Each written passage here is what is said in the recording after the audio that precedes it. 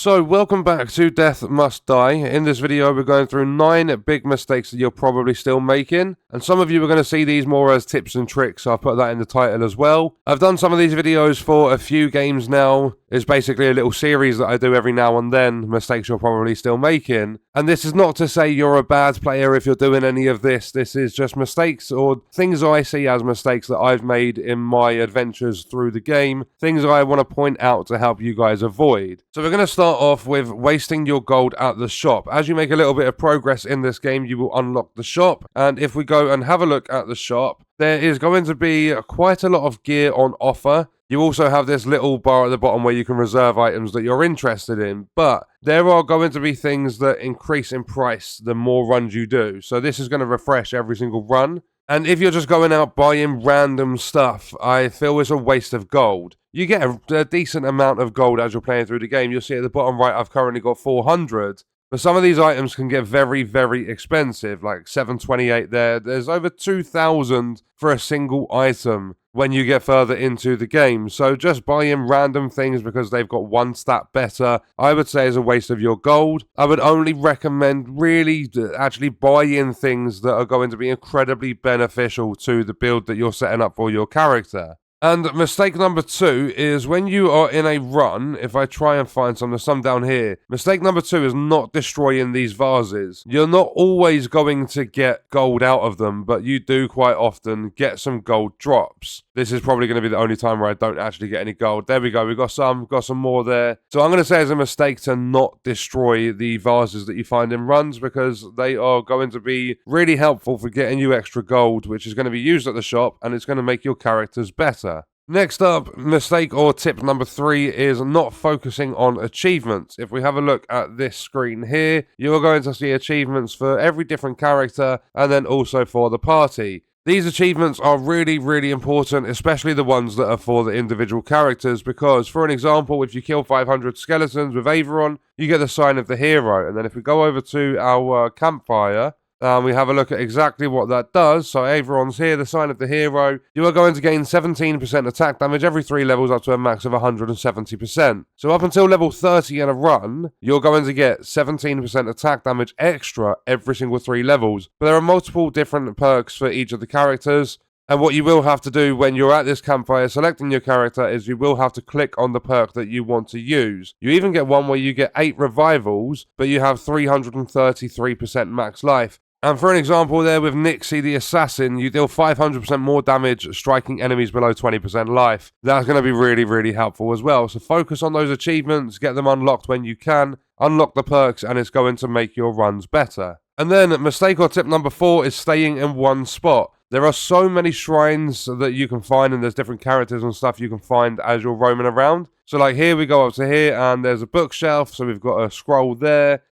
And then if we roam around, if you look at the mini-map at the top right, you'll see the yellow circles. If we come down here, for an example, there's the Stone of Power. That's going to give you 100% extra damage. That does have a duration. You'll see the icon above your head. But there are so many different shrines and characters that it's just so much more beneficial roaming around instead of staying in one spot. So I'm going to say staying in one spot is a mistake. These shrines and characters are going to massively help your run. And then the next mistake is taking loads of different weapons when you're leveling up instead of upgrading and improving your current weapons. So for an example here with this level up, I can take 3 different lightning, blessings from the God of Lightning. So my attacks become stronger, they've got a chance to trigger an additional attack. So if I was to take that one, I've got a 12% chance of dealing 4% extra damage. But then when it comes to my next level up, I could be offered entirely different things, but there could be an improvement, an upgrade for Wrathful Strike. And I think it's a mistake taking loads of different things. I would say it's going to be a lot more beneficial to just keep improving the ones you currently have. Obviously take a few different ones so that you've got some variety, especially in your weapons that are available, like your spells and things like that. But try and improve them when you can, because if you get, for an example, you get 5 completely different spells and they all deal 2 damage each, that's a total of 10 damage. But then if you've got one and you've upgraded it and it's dealing 20 damage, that one's going to be way more powerful. So I'd say take a few different ones, but don't have too many. Try and focus on improving and upgrading your, all of your blessings, your spells, your weapons and things like that. So next up, mistake number 6 is not focusing on specific things within your character's gear and just throwing on whatever, hoping that it helps because the numbers are all green when you compare it to something else. With all of my characters, I like focusing on their life because obviously when your life hits 0, you're going to die. And you'll see here with Nixie that her life is 71, I've got plus 26. But I also like focusing on some of the dice that you can get, like the Banish dice, Alteration and Re-roll, because it lets you focus more specifically on a build that you want for that run that you are in. So just because the numbers are green, it doesn't necessarily mean it's going to be good. For an example, I could find something that's going to switch out. It's going to take 15 life off my character, but it's going to add an extra 8 armor. And then there's going to be another couple of things. I might have a massive pool, like shard pool area, and there might be some evasion in there as well. So you're going to have the majority of the bonuses green, but you're going to lose life for some really low stats that aren't going to make that much of a difference. So even though there are 3 greens to 1 red on that gear piece that I've just described,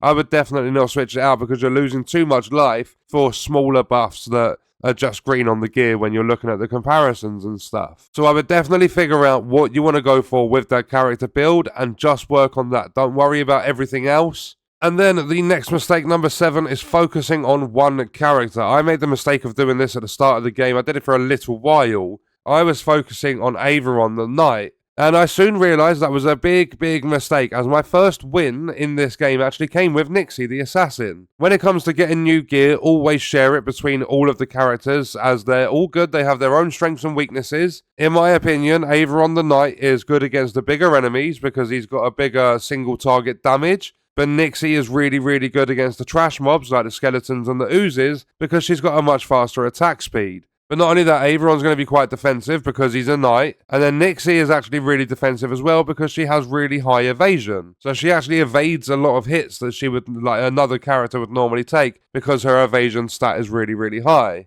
And then mistake number 8 is tied into characters, and that's not looking at the stats on your character screen and misunderstanding some of the stats in the game. Like if we have a look at luck, in this game, luck is a multiplier for chance-based god blessings, item spells, or objects. Luck does not increase your chances of getting rarer items. If you need to understand any of the stats in this game, you can hover over all of them and it will give you a brief description as to what they do. So the range is the distance covered by your dash. The spell velocity is the velocity and rotation speed increase for your god blessings, dash projectiles, summon projectiles, item spells, and other non-attack abilities. So make sure you are looking at the stat screen, you understand the stats in this game, because luck, for an example, is a stat that doesn't work exactly how it does in other games. It's not got your typical use. And then we have mistake number 9, the final one for the video, and that is not picking the best gods for your runs. Every time you level up in this game, you're going to have a different god that's going to offer you some blessings. So if we grab some XP and we level up, so here you'll see that I've been offered blessings from the goddess of cold. You are limited with the amount of different gods. I'm going to call them all gods. You're limited with the amount of gods that you can use each run. And by far the best, in my opinion, is Mort, the Daughter of Death. I've done a build video for it on the channel, but Mort is going to offer you blessings that are going to really buff up your damage for that run. But what you can do, for an example, I don't want to use cold this run. What you can do is if you get some gear that gives you some alteration dice, then you can use one of those. And what that does is it changes which god is going to give you blessings. So now I've got time, so I can choose one of these. If I didn't want to take a blessing from time, then I can switch it again. Now I can make my attacks become stronger and apply burning. The alteration dice let you change the god that's offering the blessings, or the goddess. So they are really helpful dice that you can get. But what I recommend doing is to try all the different gods and goddesses and stuff out. See which ones you like, see which ones like you're comfortable with a build based on their blessings. And then when you're in future runs, if you don't get offered that god or goddess when you level up, then just use an alteration dice, change it. And all that's going to do is make your runs a lot better because you're comfortable with the stuff you're using. You're enjoying your time playing the game because you're using an element or a status that you want to use. So find the ones that are the best for you, and when you start completing runs, you unlock the ability to modify the difficulty in the game. It's going to get tougher and tougher, so I would try, especially early on in your adventures on this game, I would try and find builds that are working for you. They're really strong, they're successful, because it's just going to make your time a lot easier, a lot more enjoyable. And that was 9 big death must die mistakes you're probably still making. And on that note, we are going to leave the video there. If you enjoyed it, leaving a like is appreciated. If you wish to support me further as a creator, there are links in the description. Let me know your thoughts about the video in the comments. And if you want to watch more, you can click the video on screen. All support on the channel is greatly appreciated, and I hope you enjoyed it. Thank you for watching.